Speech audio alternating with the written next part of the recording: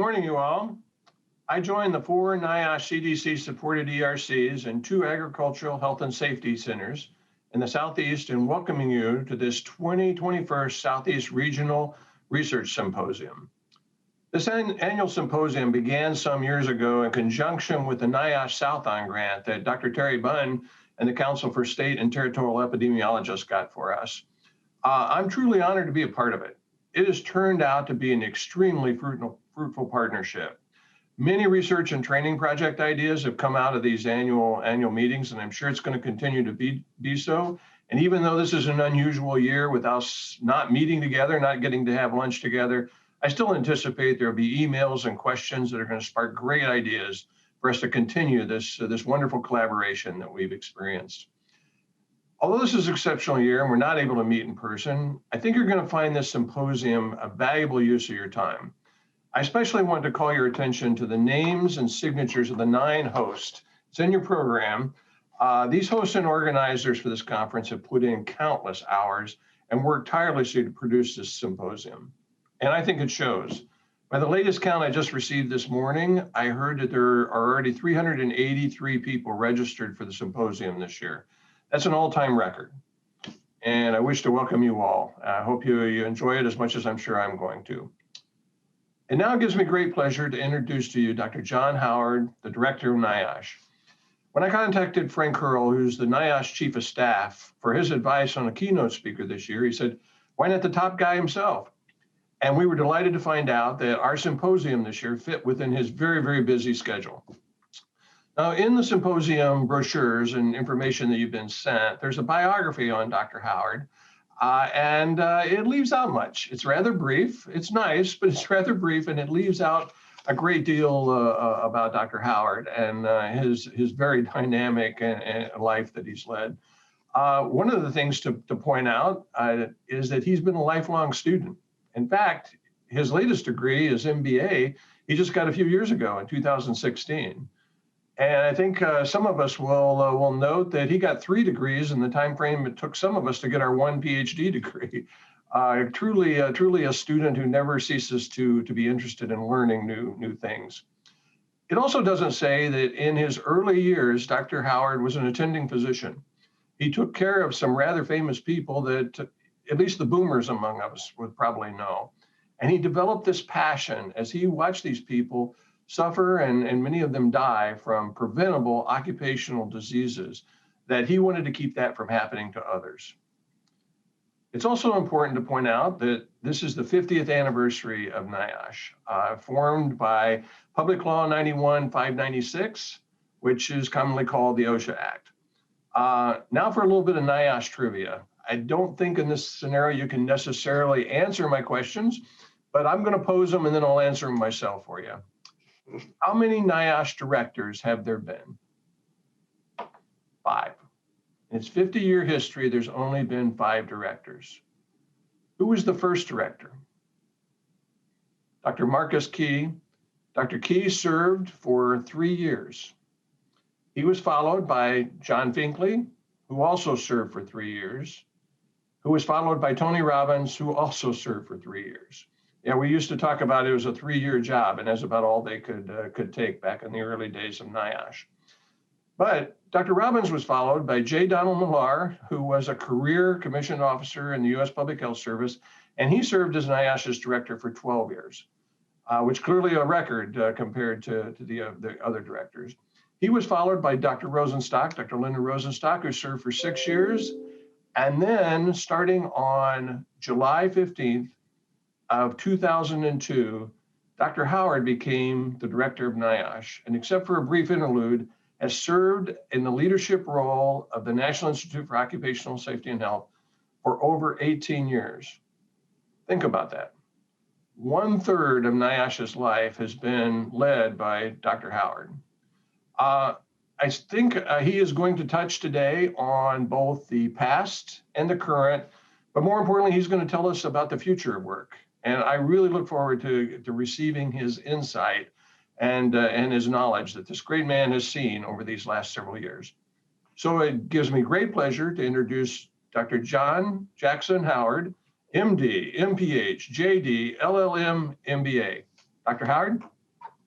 Well, thank you, Wayne. That has to be the most unique introduction I think I've ever had in my life. So so thank you very much, and it's great to be with all of you today for this symposium. And I want to thank all of the workers behind the scenes that are putting on this symposium. We often forget about essential workers, and certainly for this symposium, all the folks that are helping me project from my office in Washington into your kitchens or living rooms or wherever you're at.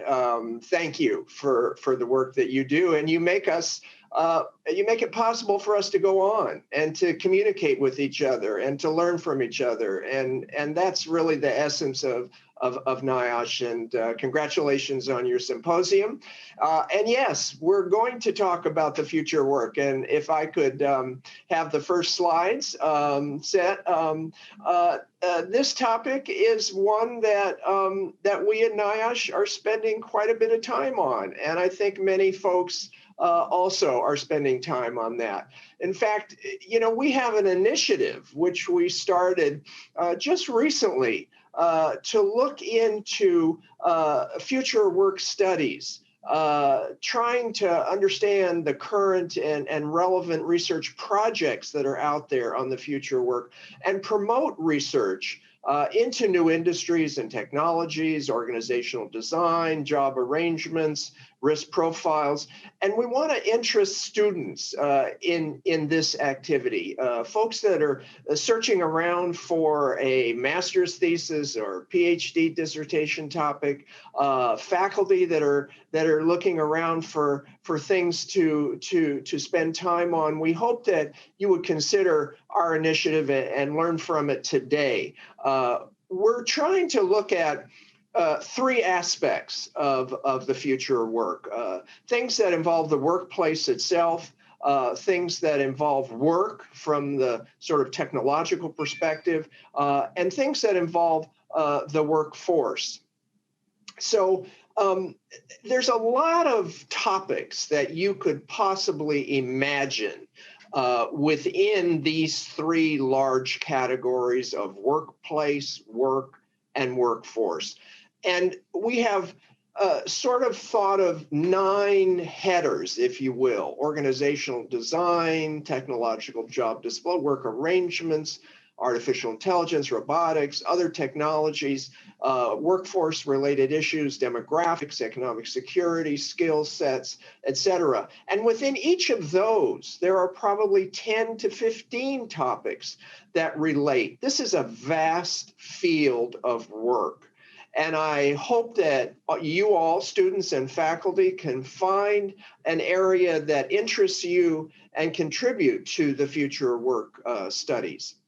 We have some webinars that are open to the public, and we're really thrilled about that, to engage a number of audiences. And here is a URL that you might be able to jot down on our website. Just go to the NIOSH website, niosh.gov, and enter future work, and I'm sure you can find it. So we hope that you can join us in these webinars in the future. One of the issues that people always ask is, well, how do you figure out the future? We don't know the future. So we are investing quite a bit of time in the science of strategic foresight, which is a tool that we can all use to figure out what is going to be the future. It sounds kind of nutty to say that, but the process of strategic foresight is trying to figure out what policies, what strategies, what kind of innovations are going to happen. We want to anticipate all of those. The essence of future work studies is the anticipation, being surprised about something that's going to happen next month, next year, or the next decade means that we did not adequately prepare. And certainly there is a growing worldwide community of organizations and agencies employing foresight in the private and the public sector. And I think we all have to be students of strategic foresight. And I don't want to make you that kind of student this morning, but I just wanted to say there's a framework for future work studies, trying to frame the question, what is the domain that we're talking about? Scanning the published literature, the gray literature, the crazy literature, the conspiracy literature, whatever, to look for signals of change, trying to create plausible future scenarios. How is that going to work out? Is this going to happen? Is A going to happen? Is B going to happen? And then visioning, looking at the implications and the options of each of those future scenarios, and then designing strategic approaches to each of those futures, and then monitoring the domain as time goes on and correcting. That's the essence of foresight framework. So clearly, what we're doing at NIOSH is to be able to look at our domain, which is occupational safety and health, research and service, and then within all of the issues that surround that, whether it be facilities, policies, resources, various activities, steep are things that are related to political, environmental, all those kinds of things go into that. So with that in mind, I wanted to concentrate on just three major areas that is part of our initiative: the workplace, the work, and the workforce. And I only selected 2 items from each of those: organizational design and work arrangements for the workplace, and then under work, robotics and exoskeletons and AI, and then the workforce skills and automation. Those are the 6 that we're going to look at. And so let's start with the workplace in organizational design and work arrangements. Well, you know, what we've seen lately is the rise of a hybrid workplace. And I think if I had told you this a year ago, you probably went ho hum, but now we're all in a hybrid workplace. And that is a job frequency with or without a fixed schedule. The issue about, are we at a dedicated location that an employer owns? Are we in our own home? Are we in a hotel? Are we somewhere else? And then are we under direct control by a single employer? Or do we have 2 employers? Or we have 3 employers? Much more distributed and clearly much more virtual. And the pandemic has shown us the need for how to do that, for preparedness. And we were not prepared, and we had to hurry up and get prepared. So at the same time that it has shown us that we need to do more futuring, it's also led to what I call a tech acceleration. We have accelerated all of these platforms that were, who ever heard of Zoom 2 years ago? Now we do it every day. So the issue of new tech behaviors adopted during a pandemic, I think, may outlast the pandemic itself. And clearly what's going to happen is information communication technologies have radically changed the design of workplaces. Look at our workplace today, this morning. This is a radical reinvention of a conference paradigm. So all of these things are going to lead to a whole bunch of new ICT-enabled jobs. And it's going to require us to be more facile at telework, remote work, and virtual work. So when we look at the positives and the negatives for research design or the organizational design research, when we're looking at how we're doing that, and there aren't that many people that are doing that in the occupational sphere, flexible workplaces and work schedules on the positive side may result in increased job performance, job satisfaction, more autonomy, more creativity.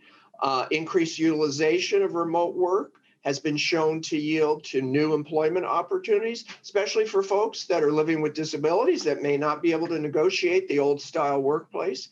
But on the negative side, we're having a hard time creating boundaries. I know I am personally. When to turn off the computer? It's 5 o'clock, we're done.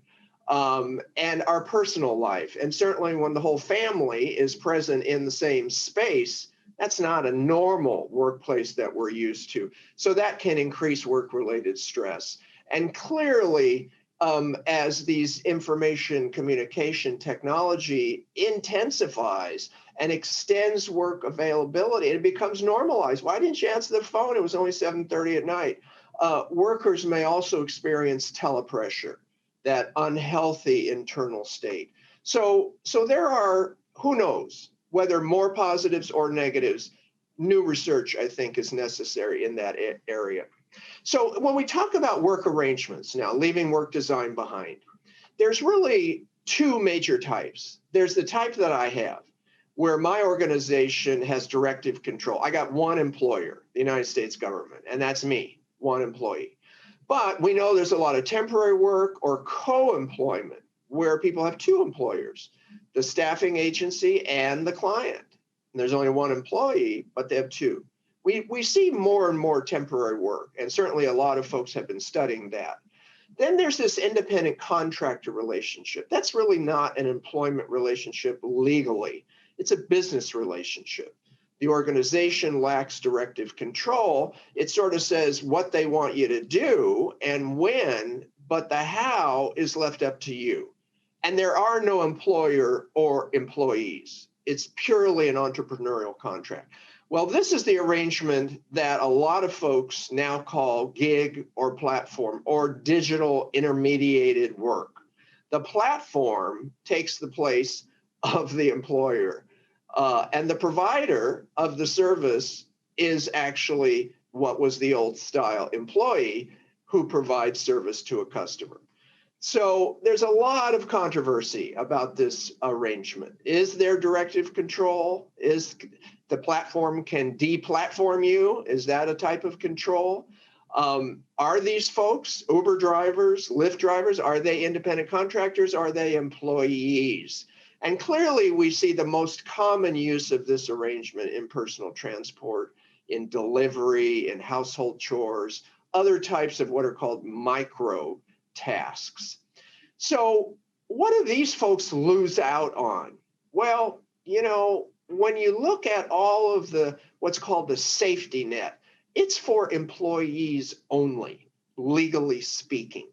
So Social Security, National Labor Relations, Fair Labor Standards Act, all of the employment discrimination laws, occupational safety and health, they don't cover independent contractors. They only cover what each statute defines as an employee. So that safety net is missing from the gig or platform workers. And what does that do to those? Who pays for their injury? What happens when they're injured and they're out of work? There's no recourse for them. So this gig economics issue has been talked about from both sides. On the positive side, well, great. That car that is in your garage all the time, that's sitting there, you could take it out and become a Lyft driver. And essentially, it's creating surplus value in the economy. And clearly, you can match customer demand and worker supply faster with a platform than you can usually with old style HR or personnel systems. And clearly, the platform then removes a lot of transaction hassles, and it lowers the costs associated with the permanent workforce, which are very expensive people. 30 to 40% more is paid for a permanent employee in the traditional standard arrangement than for a temporary gig worker. Now, the downside, of course, is a lot of these corporations like Uber and Lyft, they are maximizing profits, but not through what most economists would consider productive enterprise. And a lot of people have accused them of evading standard employment law. And as I spoke to, there are some negative externalities. So when an Uber worker gets injured, who pays to prevent or care for their injury or illness? It devolves, if you will, the safety and health responsibilities to these what are called, amusingly, micro entrepreneurs.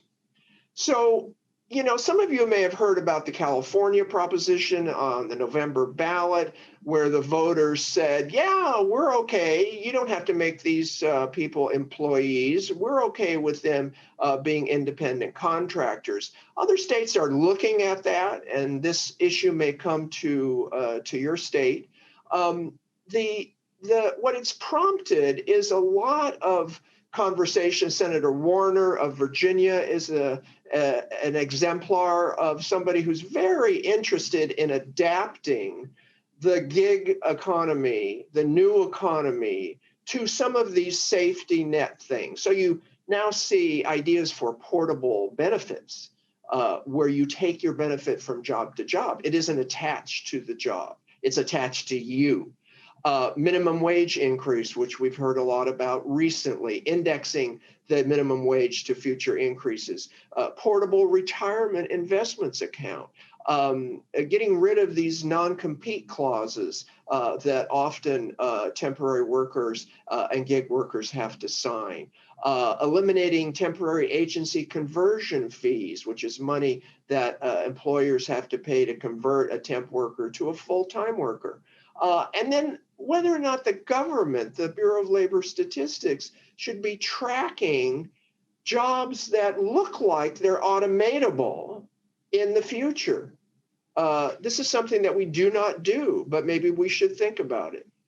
When we look at temporary workers, a lot of folks have done a lot of research in this area, and clearly temporary jobs can be more hazardous than standard worker jobs.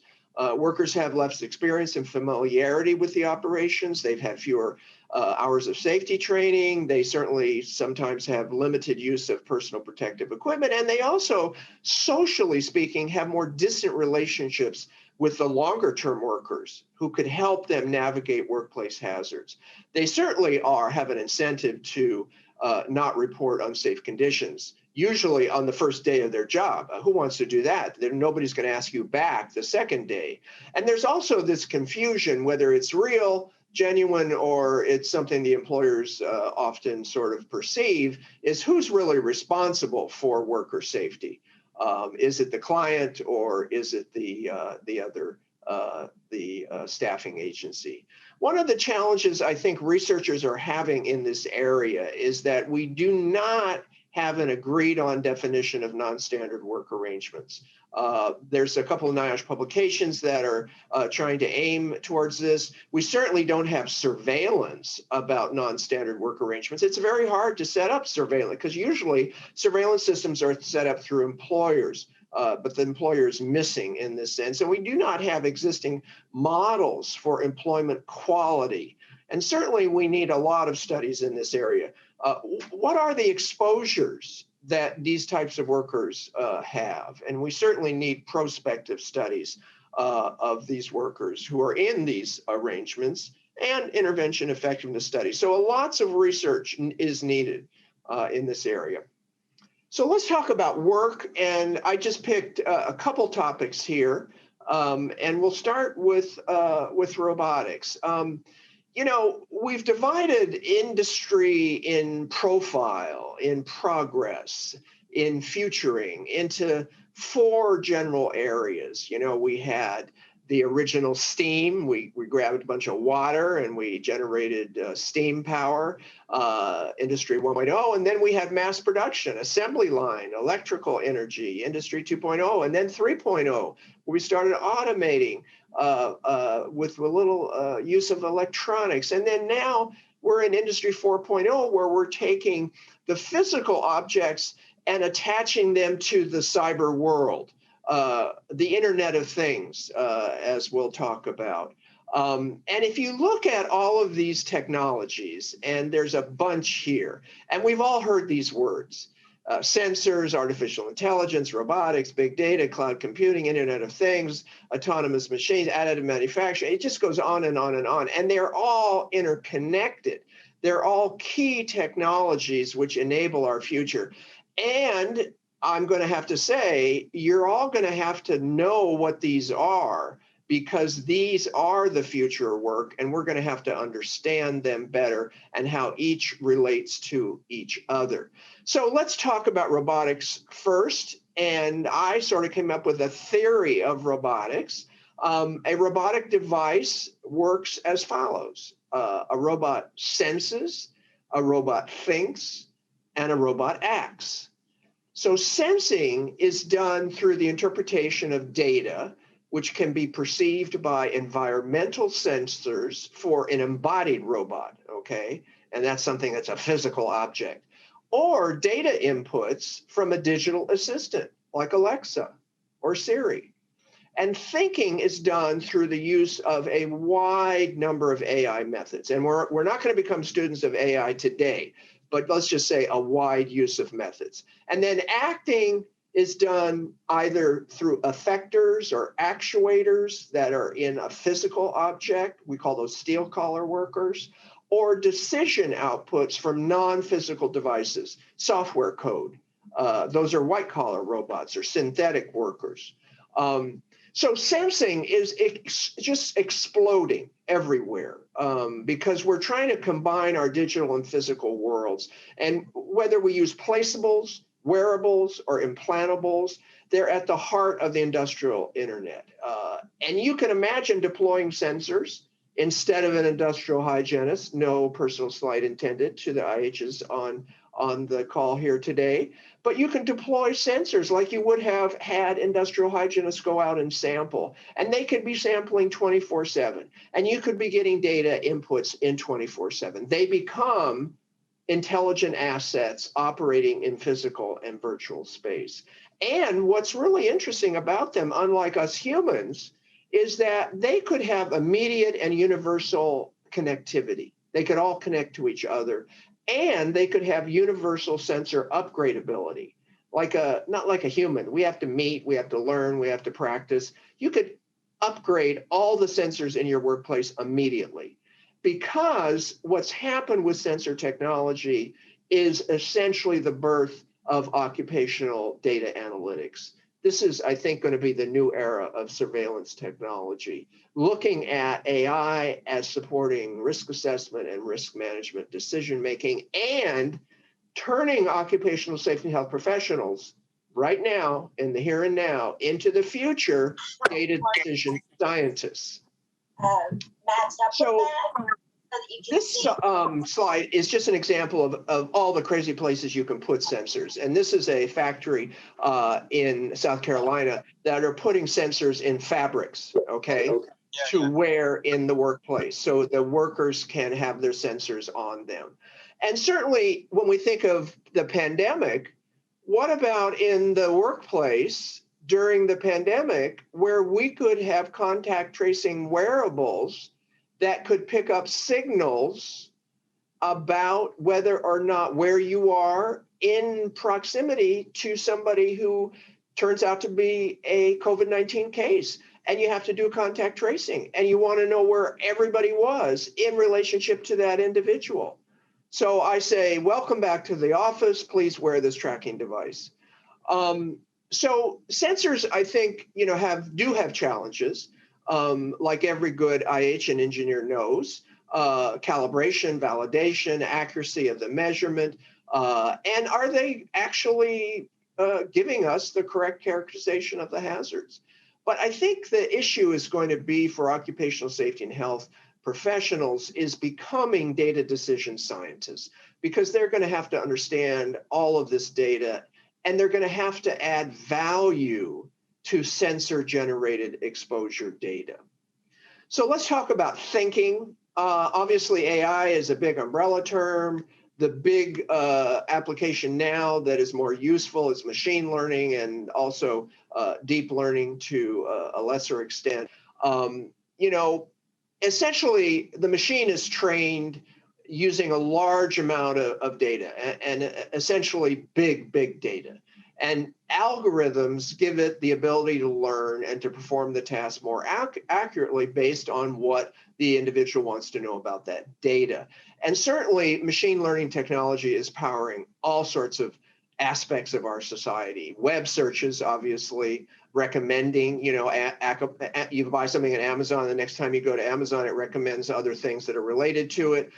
Social networks, e-commerce websites, spoken language and computer vision, natural language processing, computer vision, and increasingly they're present in consumer products such as cameras and smartphones.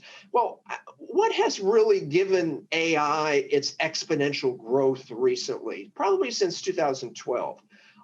One is just the explosion in computer power, graphical processing units, NVIDIA, et cetera, operating in parallel. Google has thousands of them operating in parallel in order to play games and to win contests. The increase in storage capacity, cloud computing. So we're not storing everything on a device, it's going to a cloud. And the accumulation of big data made possible by the internet. Not a little amount of data, but a large amount of data. I think AI and the future of OSH, I think is going to be very interesting. I think the data collected by sensors, as I talked about, and how can we use it rapidly? Do we have the right AI application? Am I using the right one? And how can we train ourselves as data decision scientists with the right skills? And are occupational safety and health practitioners trained well enough to make sound risk-controlled decisions using AI? That's going to be a big question, certainly given the newness of that. And one of the things I point out is some companies are looking at building a digital twin of the work process or the workplace condition, together with an entire scope of the worker actions within that process, trying to figure out, well, where are the hazards and how could they occur? And I think using AI digital twin for those processes is going to be a new technique. Clearly, robots have a lot of advantages. They're much better at us at routine, precise, or repetitive tasks. We get too distracted too fast. They're much better at finding patterns in thousands of dimensions. I think for us, 7 is probably the limit for us. And for me personally, it's probably 3 or 4. And clearly, they're much better in going to hazardous environments. They can go into tunnels and all sorts of crazy places, as you would a drone, which is a robotic device, than you would put a human into that. And they're clearly better at managerial tasks. And one of the big issues is keeping track of team deadlines and procedures and progress on large construction sites and scheduling. And they're much cheaper than hiring a human being. And we all know why in terms of benefits. So we're not going to talk about all the commercial types of robotics. There are assembly line robotics. They've been around since the 70s in auto plants. They're fixed in locations. Humans and robots are usually quite separated from each other. But then there are these new collaborative robots. They're designed to work together with humans. And a whole bunch of them in the service category, ground vehicles in mining sites, unmanned aerial vehicles or drones, household service robots, quite a number of social robots that detect and express human emotion. And they can act as companions in nursing facilities, for instance. And then lastly, we have a whole bunch of wearable robotics, exoskeletons or exosuits. And I just want to point out, this is a robot device grasping a single strawberry from a laboratory field, if you were, not crushing the strawberry. This is really quite amazing when you think about the future of whether you're talking about agriculture or any other type of discipline. I went to San Francisco a couple of years ago. I saw a device like this assembling chicken pieces in a bento box for luncheon in downtown San Francisco. So clearly, there are issues, though, with robotics. And this is where I think our field has to look very carefully. There's a lot of potential positives, and we've spoken about those. But the concerns are there in terms of physical contact injuries. The second bullet there under concerns, I wanted to emphasize, the more sophisticated robots get in terms of their thinking, the more they engage in what's called dynamic machine learning. They're not static learners. They could change what they've learned. And so when you do that 3-ring binder safety procedure and put it on the shelf in the old days, that's not going to work with a bunch of dynamic machine learning robots, because they are going to learn from what they're doing, and they could change your procedures without you knowing it. Clearly, I think we're going to have to do some rapid advances in robot and sensor technology that will outpace our national standard setting. And as you know, that is moribund, to say the least. And that's going to be a real challenge. The idea of bias in digital assistants. Some of us have heard about the hiring algorithms that discriminate against skin that is darker colored, for instance, or gender bias in terms of women. All of those things are a result of the data that the algorithm has been fed. Again, in the safety and health world, it's going to depend on the industrial hygienist, the safety engineer, the doctor, the nurse, et cetera. Where did this data come from? What has my algorithm been trained on? And I think this is going to be a lot of our issues going forward. There are some standards. One is 2013, which is an ANSI Robotics Industry Association standard. It's being upgraded to include more on collaborative robots. It's kind of old now. It's almost 7 years old. I want to talk about industrial exoskeletons, which we see a lot of hype by the companies that manufacture them. They show these curves. I go to these conferences and the curves of injuries go down to zero. And that's interesting. But of course, I say, have you published that data? And usually the data is 2 or 3, 5, 15 types of workers. A lot of folks at NIOSH ERCs are working on this issue. I congratulate them. At NIOSH, we're doing the same thing. We need a lot more studies, published peer-reviewed studies of wearable exoskeletons. And we're engaged in prospective interventional studies to try to do that. But clearly you can overuse, and I have seen demonstrations primarily in the military sector where folks think they're cyborgs, and they actually have MSDs resulting from overuse of the exoskeleton. So let's talk about things that are not embodied robotics, white collar robots. They essentially follow the same theory. They use data inputs as their sensors. They use AI as their thinking, and their output is not a physical action, but it's a decision support system decision. And this is Amelia. She's very famous in Europe. She works for a Swedish bank. She speaks 20 languages. She handles thousands of calls simultaneously. She memorized their manual in 30 seconds. And clearly she's much cheaper than the thousands of human workers they could have hired. She's not alone. We all talk to Alexa and Siri and Cortana. And if you work at Bank of America, you talk to Erica, and there are Watsons and all sorts of other things. These are white collar robots. These are different kind of robots. So, after we go through all of this AI stuff, we have to ask ourselves, well, how can we use this in safety and health? Can we use it to assist us in recognizing near misses that we missed?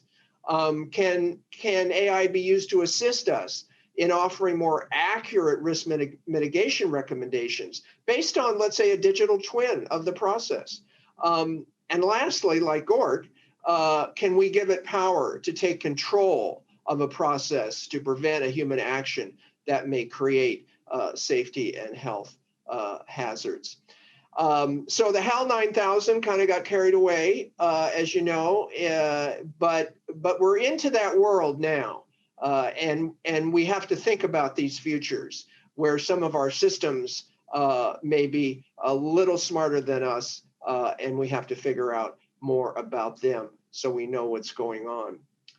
So, there are a lot of consensus standards work that's going on with ANSI. And here's an example of some of them. I talked about the update of industrial robots. There's an exoskeleton and exosuit one, which is ASTM F48. We have some NIOSH folks on there, and I hope that all of you, students and faculty alike, volunteer for these ANSI or ASTM standards. Because we're not going to see anything national mandatory in the very near future. So we have to invest in these types of consensus standards. So let's end with a little talk about some issues relative to the workforce. Clearly, the big issue is a skills gap. Everybody knows about it. We've got a lot of jobs that are computerized, but we don't have a lot of computer operators. We're essentially looking at these new work and new skill issues because of these new technologies. And when we look at the training programs and the retraining programs that we have in the United States on the federal level and the state level, we really need to do much, much better. Clearly, we're going to be emphasizing higher cognitive work, more complex work, rather than the physical labor work that we engaged in before. It's not going to go away, but it's going to be having added digital capabilities. And this is a study that was done looking at the share of jobs with highly automatable skills by education. And when we look at folks that have less than high school, we see that 44% of their jobs there, the share of their jobs could be automated. As we go up the educational ladder, we see more cognitive work that is less automatable. So the real threat is at these lower levels of education. And here is a study from MIT, which is an interesting sort of study because what it's showing is changes in occupational employment shares over a significant period of time. And what it's showing is sort of a rise on some of the industry side, especially healthcare, you can see there. And at the other end, we see some of the more managerial, some of the more complex tasks, but we see a big gap, a negative change in the middle job skill. The mid-job skill area, we see falling employment in production work, in office work, in clerical, in sales. At the high end, we see rising employment in professional, technical, managerial. So that is what's called the jobs gap that people often refer to in terms of what's happening in the effect of technology moving forward and its effect on occupations and job skills. Now, we at NIOSH have joined DOL in their Employment and Training Administrations, the ETA, to include essential workplace safety and health knowledge skills into the jobs of the future, which is another type of skill that we're trying to emphasize. So one of the things, and this is a picture of a factory in Marion, Ohio, and as you see, there's no people running around trying to find stuff out of those boxes. So the issue that I want to talk about here is technological job displacement.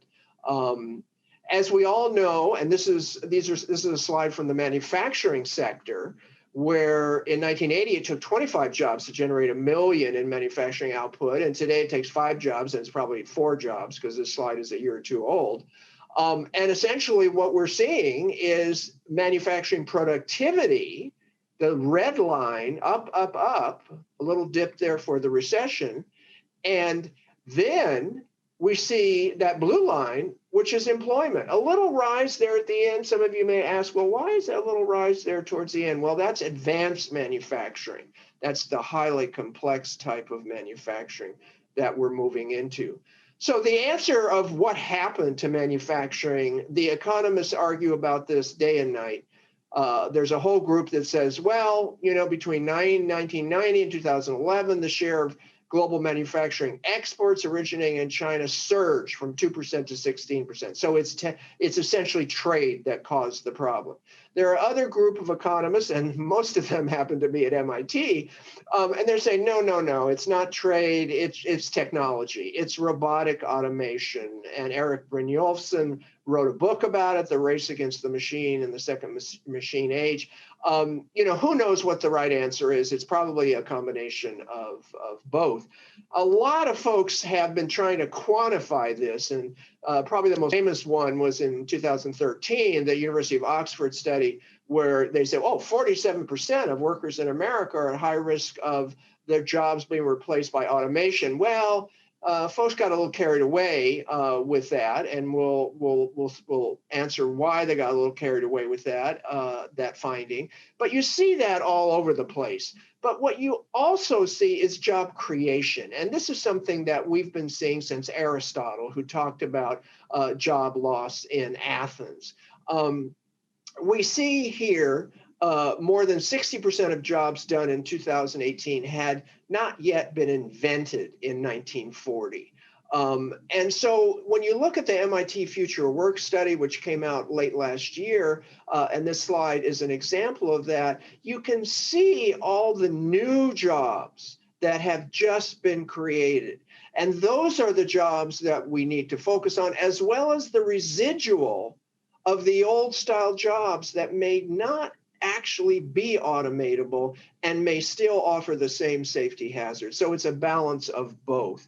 And clearly, as I mentioned, Aristotle wrote in 350 BC, if every instrument could accomplish its own work, chief workmen would not want servants nor master slaves. So even he was worried about it. And you can go through history, and if you study the economic history, you can find the Luddites in 1811 in England, the Great Depression that we had in 1930, the Great Recession that we had in 2008. There just isn't any compelling or historical contemporary evidence that suggests that technological advances are just going to create this jobless future. And of course, we heard a lot about that in the last presidential primary. Andrew Yang talked about giving everybody a basic income because they're not going to have a job.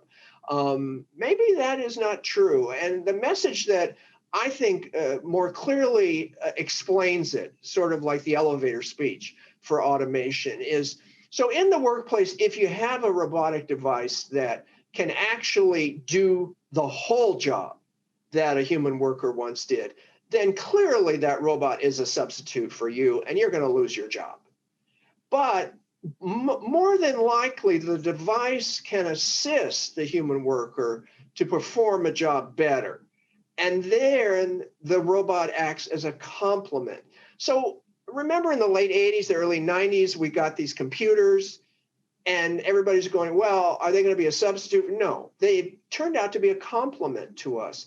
The platforms, the digital platforms that we're on today, they complement our work. So I think that's going to be the bottom line here. And certainly when we look at, folks always ask, well, how fast is this happening? Well, here's something from The Economist magazine last week. And they did a big survey of companies trying to figure out, well, all of these technologies here in this slide, where are you in terms of the next 5 years? And again, this is creating the 5-year estimate. The estimates are between now and 2030, American firms will invest 10 trillion in automation. And you look at, well, where are they investing this? And you can see here on this chart, they seem to like sensors and automatic identification. They're going from 40 to 80%. Robotics and automation, they're going from 40 to a little less than 80. Internet of Things, they really like. Wearable and mobile technologies, 3D printing, which we did not talk about today, drones, all of these things we have to do our strategic foresight and help us understand where are we going here and what is the future going to be for us. I would give you one caution that if you go and talk to companies, they will tell you, look, we just don't adopt the latest flashy thing. there are adoption determinants that we have, the technical feasibility of adopting it, the cost of deployment. And you can talk about anything, an exoskeleton, the labor market dynamics, the economic benefits. Are there regulatory? Are the workers going to accept the device, for instance? And a lot of times reconciling the potential with the reality requires us to still do strategic foresight, still be prepared, but also realize that the future may not be here at this moment. And the one example I always use is the school bus. And, imagine a bunch of fourth graders on the school bus. And sure, you could automate that school bus and you could have that bus without a driver driving those kids to school. But you really want a bunch of fourth graders without any adult supervision? I leave that thought in your mind here as I end. So thank you very much. Thank you for inviting me. Pleasure to answer any questions that you all have, and turning it back to you, Wayne. Okay, great. Thanks a lot, John. Thanks for tremendous insight. And we got some interesting questions for you here that you not only did you give us some insight, I think those of us who are educators, which is most of the ERCs, are all the ERCs, that's what they're all about, right? Is preparing that next generation for the future. And so you can sense that some of these questions are coming from that. We have some fabulous internal coordinators in Elizabeth Maples and Steve Derwent. They give us a lot of course, they look at our annual reports and they give us feedback on what we're doing well and what we're maybe not doing so well. Of course, we're all doing evaluation, but your talk prompts this question, is how can we better integrate with the internal NIOSH folks? I'm sure that you got this talk you had a lot of assistance putting this talk together from your internal people. How can we better integrate, particularly in this day and age where you have travel restrictions, but now you don't have to worry about the travel because you got this Zoom. And one of the things I'm going to ask the staff is how many internal NIOSH people have joined us, and we're now well over 400 people that have signed up. So we want to put the plug in let you put the plug in. What about NORA or some of the other opportunities? How can we expand collaboration with internal NIOSH and the insight that we get from the agency that basically supports us? Well, thank you very much. That's a great question, and it's a question that we all have had over the years, and we're trying to improve that kind of coordination. So certainly, I think for us, if folks are interested in the NIOSH Futures Initiative, they can contact Sarah Tamers, Tamers. Sarah is heading our initiative. She's in our Cincinnati Division of Science Integration. And I think the other person in terms of strategic foresight that many of you already know is Sarah Felkner. Sarah is our Associate Director for Research Integration. So it's her job to integrate us better every year than we were the last year. And Sarah, I think, is also heading our strategic foresight and is involved in our Futures Initiative. So I think those two folks would be very good. They're outside of the Office of Extramural Program. Sarah now does not run extramural program. That's Alan Robeson. So she is much freer now to engage with extramural scientists, faculty, students, et cetera. So I would encourage folks to reach out to those folks at NIOSH and have conversations about that. Clearly, when you go to the issue of your particular cooperative agreement and what is doable there and all that, then you want to go back inside to the Office of Extramural Programs. Great, thank you very much. I can tell who this question come from, but I'm not so sure it's so much of a question as it is a statement. You really touched a nerve with the industrial hygienist on the sensor issue. But what we're finding, and I can chime in on this a bit as well, it can be garbage in, garbage out, is if you don't have a highly trained, skilled workforce who know how these sensors work and know how to calibrate them and keep them in calibration, you'll get real garbage. Same thing goes for machine learning. We've seen that too, where people will allow computers to come up with lists of job codes and things like that. And yet it doesn't have anything to do with that particular industry because of the names. There's so many double entendres or triple entendres of job codes. Any comments on what you're seeing with sensors? This question is, what about the garbage that can come from sensors and even get published? Yeah. So my answer, Wayne, is even more provocative than sort of teasing the industrial hygienist. Hey, that's your problem, not mine. You guys are the exposure assessors par excellence. I'm telling you that sensors are coming to your workplace, and you've got to figure out, again, the calibration, the validation, all of the things that you did with a handheld device, okay? And now you're going to be getting 24/7 data. And if it's crap, garbage, then you got to fix it. And then you've got to figure out, am I getting good data? And then what kind of risk mitigation recommendations should I make based on that data? So I think it changes the industrial hygiene profession in terms of its ability to do wall-to-wall, 24/7, whatever word you want to use, comprehensive exposure assessment. I think the science of exposure assessment, the practice of exposure assessment, the collection of that data, the utilization of that data is going to turn, as I say, your traditional industrial hygienist into a data decision scientist. Good response to that. And actually, while I got that comment, one of the good things about being an ERC is we get some equipment money. And so we can use that to upgrade our laboratories and our sensors and our training. And I'm going to go back, if not this afternoon, very soon, and rewrite some of my laboratory exercises. Yeah. Make sure. Well, there's an example, Wayne, that I give. Say, oh, well, you need a really sophisticated workplace to do all these sensor stuff and all that. And I go, look, you need to go out to our Spokane location, and in our mining division in Spokane, they took a rock mine, and it has obviously equipment and it has gates where workers aren't supposed to go. They put sensors all over that workplace. They connected it to a network. They are able to have a control tower that knows when anybody opens any of those gates anywhere, alarms rings, et cetera. So they took what is basically a pile of rocks and they made it into a networked, algorithmically run, artificial intelligence enabled, sensor enabled worksite. Great.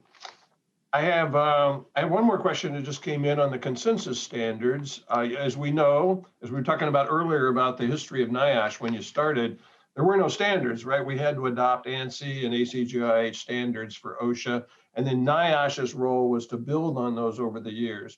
And you said it's unlikely that these new standards are going to be adopted by OSHA anytime very quickly. So it's incumbent upon us, I think your statement was, incumbent upon us to know what these new standards are and be teaching them and training them and applying them to the workforce.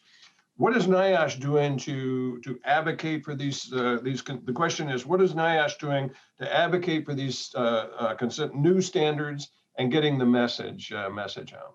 Well, number one, I want to just add to your list to using the standards, but also participating on the panels, because there's so much talent, faculty talent within the NIOSH ERCs that can now be used. One of the complaints and I've been saying this for 10 years, but one of the complaints I always heard, well, they meet in Paris or they meet in Montreal or they meet wherever, we don't have travel money, blah, blah. So that's gone, because now all these teams are meeting virtually. So our F88, which is the exoskeleton where we have, I think, 3 NIOSH participants, there's no travel money involved, okay? And a lot of our nanotechnology consensus standards are the same thing. So you don't have to travel.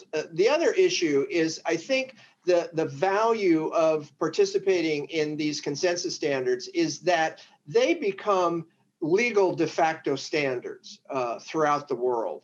And even now, some of you may know ASTM is coming out with what's called a barrier face covering standard, which is going to give manufacturers and consumers the ability to know which face covering actually has good filtration efficiency, good air resistance, and can help us make a selection when we do a mask for COVID-19. ASTM has been working on that. NIOSH has been participating on that. They were going to come out publicly on Monday. Today's Wednesday. I don't know whether they'll come out today with it. But when OSHA does an emergency temporary standard, if they do one on COVID-19, OMB circulars say that federal agencies have to recognize and utilize consensus standards that are done in that way. And so these ASTM standards, these ANSI standards, these ISO standards, they become de facto legal standards. So they're extremely important. And as I said, they're really important because the national standard setting process is just not at the same pace as the developments of the future. Okay, thank you. Let's see, on the chat, I think I have, okay. I've got one more question here. Looks like we're coming down on being out of time. Maybe one or two more questions. The big data question, and you're right. I mean, there are tremendous amounts of databases, and for those of us who know the internal NIOSH people well, we usually know who to go to get that. And of course, you have a website, but not everything is necessarily on the website. Any guidance in how best to find out what is accessible into the NIOSH big databases that we could potentially link to? And I think people are talking about the HHE program and things like that. Yeah, well, my answer is do the same thing I do, which is to call them up. Because I have the same problem. I have questions that I need answers for, and I'll just call the HHE program if I'm interested in trying to find something that isn't on their website and I've looked and looked. So I wouldn't hesitate to pick up the phone.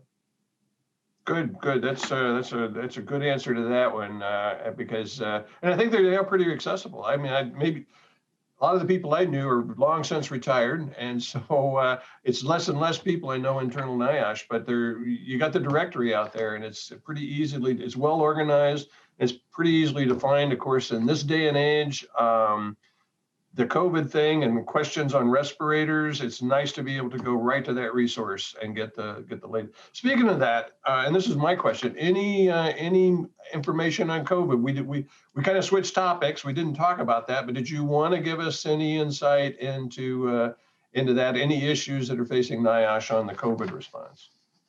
Well, I think, one of our big issues is the vaccination of essential workers. And as you know, that is a very big issue. The CDC director, the president last night at the CNN town hall talked about vaccination of school teachers, essentially, which clearly are essential workers. So that's an area that we're spending quite a bit of time in. Okay. That's all the questions I have, unless another one pops up. Any closing comments, Dr. Howard? I think we're down to the last 2 or 3 minutes here. Well, no, I just want to thank everybody for their great attention and to congratulate all the organizers of the symposium to have such a robust audience and participation and great questions. And I hope you have a great rest of the symposium. And I want to thank everybody in every ERC for all the work that you do for the American worker. It's much appreciated. But thank you. That's very, very kind. And I think I can speak for the other directors is we may be the face of the ERCs and the ag centers, but we've got fabulous staff that stand behind us, and they're the ones who really put this on. Sometimes we try and take all the credit, but it's, it's much like your role is you got all these fabulous people. Yeah. What is NIOSH's census now? I see Frank's on the line. He may know that right off the top of his head. How many internal NIOSH employees?